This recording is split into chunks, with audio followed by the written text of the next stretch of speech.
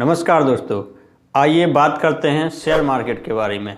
Share market क्या है, क्यों है, किस तरह से काम करता है, क्या फ़ायदे क्या नुकसान हैं और आप इसमें किस तरह से अपने पैसे निवेश कर सकते हैं। स्टॉक मार्केट, शेयर मार्केट या इक्विटी मार्केट, इन तीनों का मतलब एक ही है। ये वो मार्केट होता है जहाँ पर आप किसी कंपनी के शेयर खरीद सकते हो या बेच सकते हो, यानी आप उस कंपनी में कुछ परसेंट ओनरशिप खरीदते हो, यानी आप उस कंपनी के कुछ परसेंट के मालिक बन जाते हो। उस कंपनी को यदि प्रॉफिट होता है तो कुछ परसेंट प्रॉफिट आपको भी मिलेगा उस प्रॉफिट का, और यदि उस कंपनी को लॉस होता है तो कुछ परसेंट लॉस उस कंपनी का आपको भी सहना पड़ेगा। छोटे स्केल पर हम इसको एक एग्जाम्पल से समझते हैं। जैसे कि आपको कोई स्टार्टअप शुरू करना हो और आपके पास 10,000 रुपये है, लेकिन वो काफ़ी नहीं है, तो आप अपने दोस्त के पास जाते हो और कहते हो कि तुम भी इसमें 10,000 रुपये लगा और हम दोनों इसमें 50-50% के मालिक बन जाएंगे। फ्यूचर में यदि आपकी कंपनी को प्रॉफिट होता है तो उस प्रॉफिट का 50% आपके दोस्त को भी मिलेगा, 50% आपको भी मिलेगा। यानी इस केस में आपने अपनी कंपनी के 50% शेयर अपने दोस्त को बेच दिए। यही चीज़ बड़े स्केल पर शेयर मार्केट में होती है। बस फ़र्क ये है कि वहाँ पर आप अपने दोस्त के पास जाने की बजाय पूरी दुनिया के पास जाते हो और कहते हो कि आओ मेरी कंपनी में शेयर खरीद लो।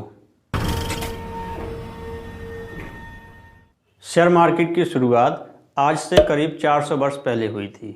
सन 1600 के समय एक डच ईस्ट इंडिया कंपनी थी।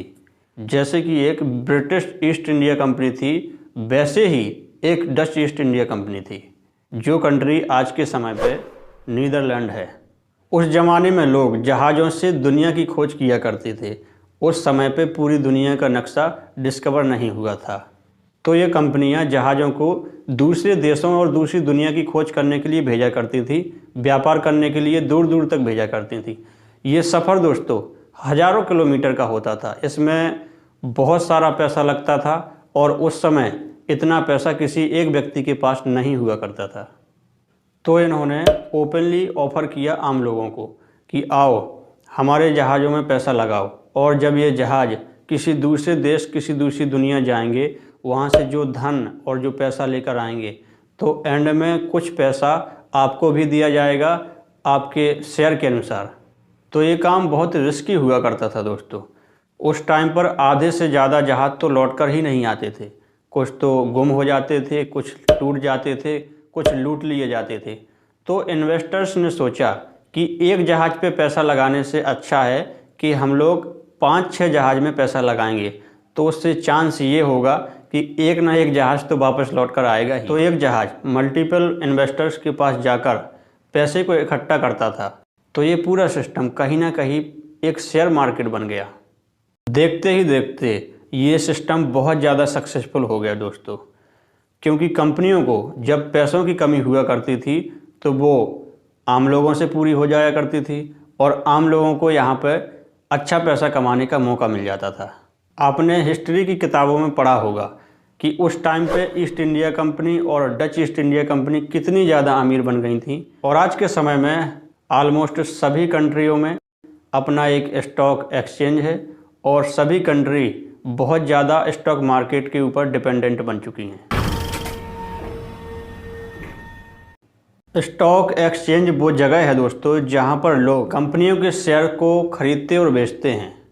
दो टाइप के मार्केट में इन्हें डिवाइड किया जा सकता है, प्राइमरी मार्केट और सेकेंडरी मार्केट।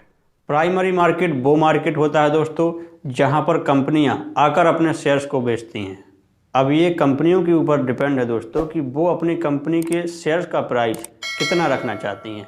हालांकि इसमें बहुत सारे रेगुलेशंस भी हैं, वो ज़्यादा अपना प्राइस ऊपर नीचे नहीं कर सकती हैं, क्योंकि ये डिमांड के ऊपर डिपेंड है कि लोग कितना प्राइस देना चाहते हैं उन शेयर्स का। अगर किसी कंपनी की 1 लाख रुपए की वैल्यू है और वो अपने 1 लाख शेयर बेचना चाहती है और वो लोगों को 1 रुपये प्रति शेयर के हिसाब से ऑफ़र करती है, और लोगों में भी डिमांड है कि मैं भी शेयर खरीदूं, मैं भी शेयर खरीदूं, तो बेशक वो कंपनी अपने शेयर को ज़्यादा प्राइस पर बेच पाएगी। आजकल कंपनियां क्या करती हैं कि वो अपनी एक रेंज डिसाइड कर लेती हैं, एक मिनिमम प्राइस, एक मैक्सिमम प्राइस, और इसी के बीच में वो अपनी कंपनी के शेयर्स का प्राइस रखती हैं। यहाँ पर ध्यान रखने वाली बात ये है दोस्तों कि एक कंपनी के हर शेयर की वैल्यू बराबर होती है। अब ये कंपनी के ऊपर है कि वो अपनी कंपनी के कितने शेयर बनाना चाहती है। 1 लाख रुपए किसी कंपनी की वैल्यू अगर है तो वो चाहे तो 1 लाख रुपए के भी 1 लाख शेयर बना सकती है और 50 पैसे के भी 2 लाख शेयर बना सकती है। यानी पूर्ण रूप से कंपनी के ऊपर डिपेंड है कि वो अपनी कंपनी के कितने शेयर बनाना चाहती है। और दोस्तों, कोई भी कंपनी अपने 100% शेयर कभी नहीं बेचती।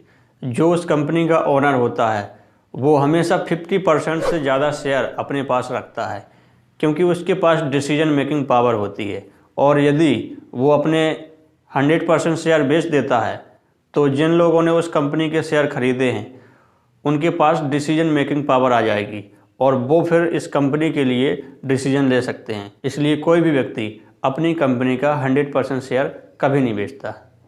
जिस इंसान के पास 50% से ज़्यादा शेयर होते हैं वो इंसान ही उस कंपनी के लिए डिसीजन ले पाएगा। इसीलिए जो कंपनी के फाउंडर्स होते हैं वो हमेशा 50% से ज़्यादा शेयर अपने पास रखते हैं। जैसे फेसबुक के 60% शेयर मार्क जकरबर्ग के पास हैं। अब जिन लोगों ने कंपनियों के शेयर खरीद लिए वो लोग इन शेयर को दूसरे लोगों को भी बेच सकते हैं और इसे कहते हैं सेकेंडरी मार्केट, जहां पर लोग आपस में ही शेयर को खरीदते और बेचते हैं और ट्रेडिंग भी करते हैं। प्राइमरी मार्केट में कंपनी ने खुद सेट कर रखा था अपने शेयर का प्राइस, लेकिन सेकेंडरी मार्केट में दोस्तों कंपनी कुछ भी नहीं कर सकती अपने शेयर प्राइस का। अब ये शेयर प्राइस ऊपर नीचे होता रहेगा लोगों की डिमांड और सप्लाई को देखकर। लोगों में डिमांड ज़्यादा होगी तो इस शेयर का प्राइस ऊपर चला जाएगा और लोग इस शेयर को ज़्यादा बेच रहे होंगे तो इस शेयर का प्राइस घटता चला जाएगा।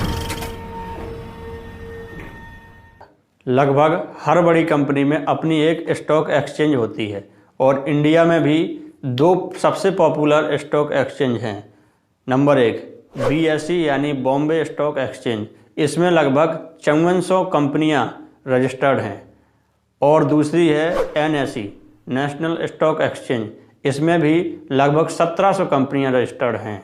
अब इतनी सारी कंपनियां स्टॉक एक्सचेंज में रजिस्टर्ड हैं और यदि हमें ओवरऑल ये देखना हो कि एक स्टॉक एक्सचेंज में सारी कंपनियों के शेयर प्राइस ऊपर जा रहे हैं या नीचे जा रहे हैं, इस चीज़ को मैनेज करने के लिए हमारे लिए एक मेजरमेंट बनाई गई है जिसको हम बोलते हैं सेंसेक्स और निफ्टी।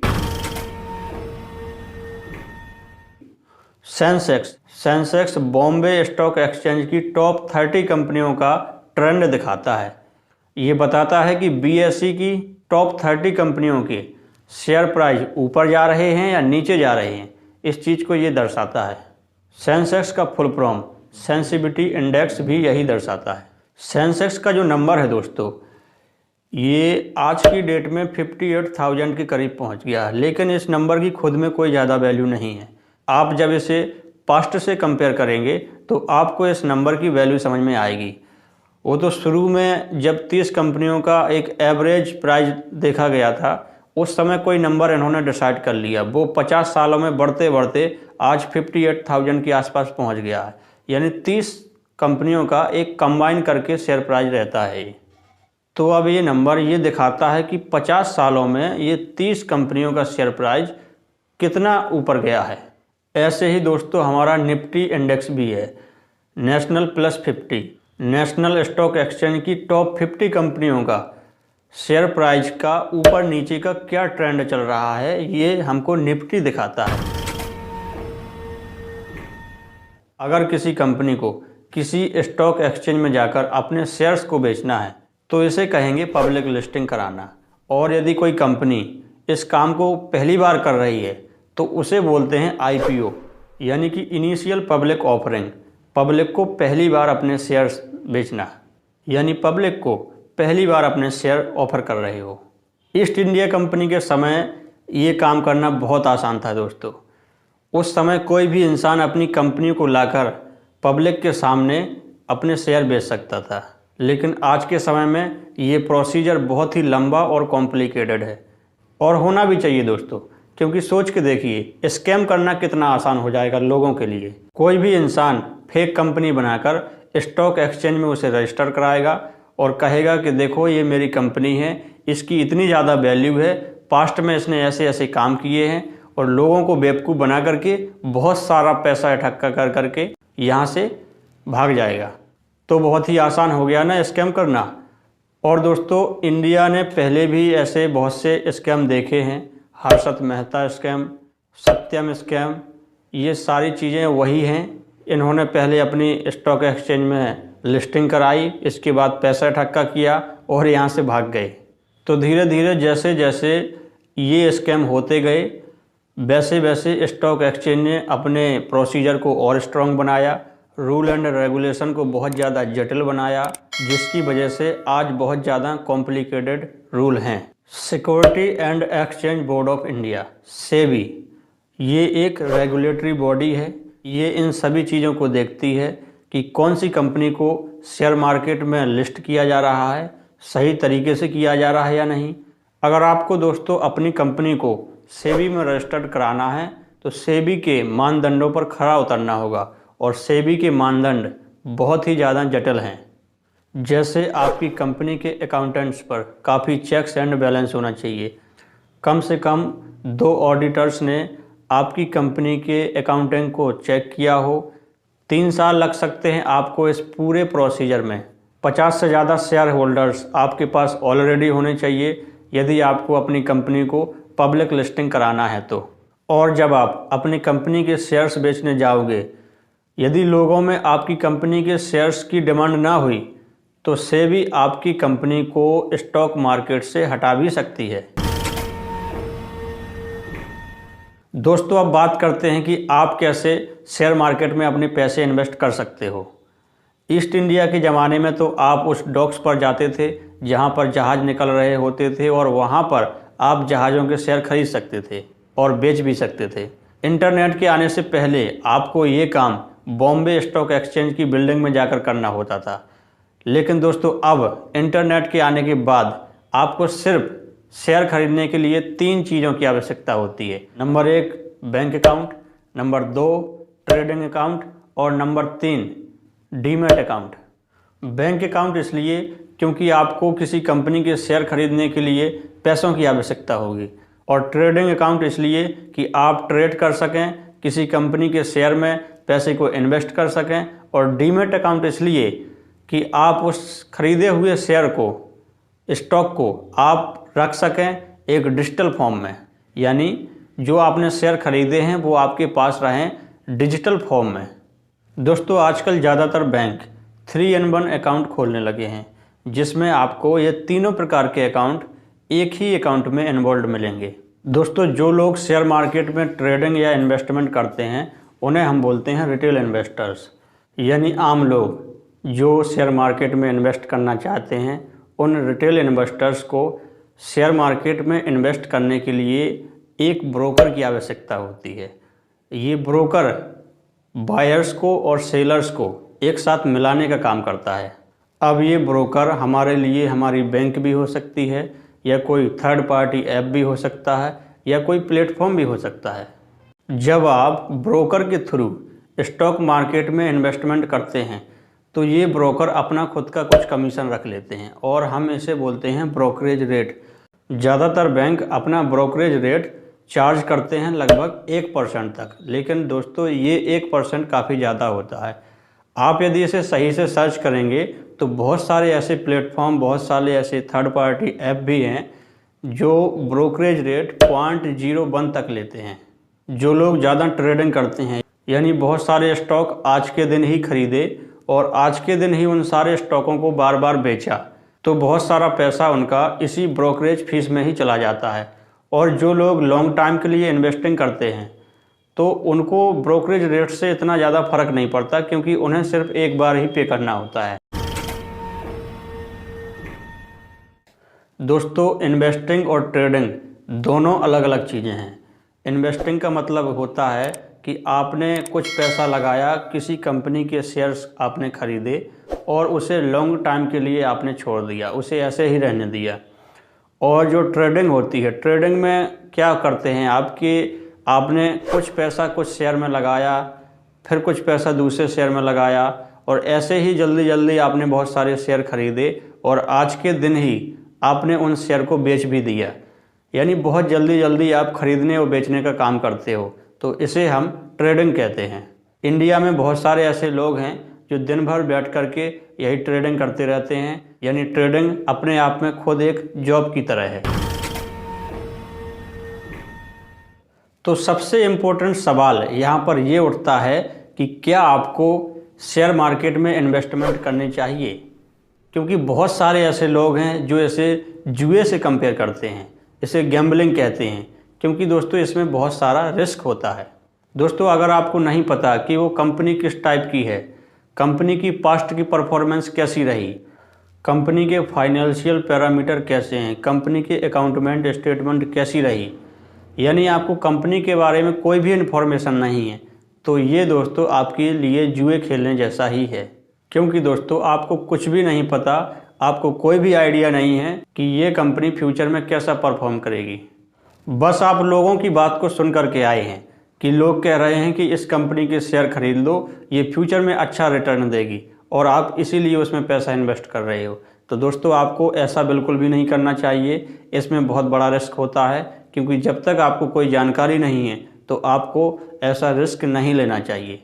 और यदि आपको इस विषय में पूरी जानकारी है कि ये कंपनी का पास्ट कैसा रहा, फ्यूचर में कैसे परफॉर्म करेगी, तो आप बेझिझक इसमें पैसा लगा सकते हैं और अपने पैसे को इन्वेस्ट करके कई गुना तक बढ़ा भी सकते हैं। और दोस्तों जिन लोगों को शेयर मार्केट के बारे में ज़्यादा नॉलेज नहीं है, तो उनके पास क्या ऑप्शन है अपने पैसे को इन्वेस्ट करने का, तो इसका आंसर है दोस्तों म्यूचुअल फंड। जी हाँ दोस्तों, म्यूचुअल फंड एक ऐसी जगह है जहाँ पर आपको यदि शेयर मार्केट के बारे में नॉलेज नहीं है तो आप म्यूचुअल फंड में अपना पैसा निवेश कर सकते हैं। क्योंकि म्यूचुअल फंड में क्या होता है कि वहाँ पर आप खुद डिसाइड नहीं करते कि पैसा किस कंपनी में लगाया जाए, वहाँ पर एक्सपर्ट होते हैं जिनको हम बोलते हैं fund manager. Fund manager decide करते हैं कि आपका पैसा किस कंपनी में लगाया जाए, क्योंकि उन्हें उस फील्ड की प्रॉपर नॉलेज होती है। ज़्यादातर म्यूचुअल फंड ढेरों कंपनियों में निवेश करते हैं ताकि लॉस होने के चांसेस बहुत कम हो। जैसे कि मैंने आपको शुरुआत में भी बताया था कि वहाँ पर जो इन्वेस्टर होते थे वो 5 से 6 जहाज़ों में अपना पैसा लगाया करते थे। वो इसलिए क्योंकि वो जानते थे कि कोई ना कोई ऐसा जहाज़ जरूर होगा जो लौट करके वापस आएगा और उनके पैसे को कई गुना बढ़ा देगा। और म्यूचुअल फंड भी ऐसी ही जगह है जहाँ पर जो फंड मैनेजर होते हैं वो इस म्यूचुअल फंड का पैसा अलग अलग कंपनियों में कई जगह निवेश करते हैं। और म्यूचुअल फंड में अपने पैसे इन्वेस्ट करने के लिए एक बहुत अच्छी ऐप है अपस्टॉक। अपस्टॉक दोस्तों एक ऐसी ऐप है जो म्यूचुअल फंड में निवेश करने पर ब्रोकरेज फीस 0% चार्ज करती है, यानी यहाँ पर आपकी कोई भी ब्रोकरेज फीस नहीं ली जाती है। अब यहाँ पर सवाल ये उठता है कि जब ये ब्रोकरेज फीस 0 लेता है तो अपस्टॉक कैसे पैसा कमाता होगा। तो यहाँ पर इन्होंने लिखा है कि ये बाकी अपने इन्वेस्टमेंट प्रोडक्ट बेच करके पैसा कमाते हैं, लेकिन म्यूचुअल फंड में इन्वेस्टिंग करना इन्होंने कम्प्लीटली फ्री रखी है। एक बहुत ही यूनिक और स्पेशल ऐप है अपस्टॉक। ऐसा ऐप मैंने आज तक नहीं देखा म्यूचुअल फंड में पैसा लगाने के मामले में। बाकी इस ऐप के बहुत सारे फीचर्स और भी हैं। आप इसमें अपना गोल भी सेट कर सकते हो। आपको घर खरीदना है या आपको कोई गाड़ी खरीदनी है तो आप इसमें लिखो कि कितनी कॉस्ट होगी इसकी और कितने समय बाद आपको ये घर या गाड़ी चाहिए और अपफ्रंट आप इसमें कितना पैसा इन्वेस्ट कर सकते हो। और ये ऐप दोस्तों आपको अपने एल्गोरिथम का इस्तेमाल करके, अपने आर्टिफिशियल इंटेलिजेंस का इस्तेमाल करके आपको ये बता देगी कि आपको किन म्यूचुअल फंड में अपने पैसे को इन्वेस्ट करना चाहिए। दोस्तों आपको अपस्टॉक के थ्रू म्यूचुअल फंड में पैसा इन्वेस्ट करना बहुत आसान लगेगा और इस ऐप का लिंक मैंने अपनी डिस्क्रिप्शन में डाल दिया है दोस्तों, जहां से आप जाकर के इसको डाउनलोड कर सकते हैं और अपस्टॉक में अपना डीमैट अकाउंट बना सकते हैं और वहां से आप म्यूचुअल फंड में भी पैसा इन्वेस्ट कर सकते हैं। और यदि आपको स्टॉक मार्केट, शेयर मार्केट का अच्छा नॉलेज है तो आप डायरेक्टली किसी कंपनी के शेयर में भी अपना पैसा इन्वेस्ट कर सकते हैं। दोस्तों, अगर आपको लगता हो कि आपने इस वीडियो से कुछ नया सीखा है तो आप हमारे इस वीडियो को लाइक ज़रूर करें और अपने दोस्तों के साथ इस वीडियो को शेयर करें। और ऐसे ही इन्फॉर्मेटिव वीडियो देखते रहने के लिए हमारे चैनल को सब्सक्राइब करें, बेल आइकन को ऑल पर सेलेक्ट कर दें ताकि हमारे आने वाले सभी वीडियो की नोटिफिकेशन आपको ज़रूर मिले। मिलते हैं अगले वीडियो में, तब तक के लिए आपका बहुत बहुत धन्यवाद।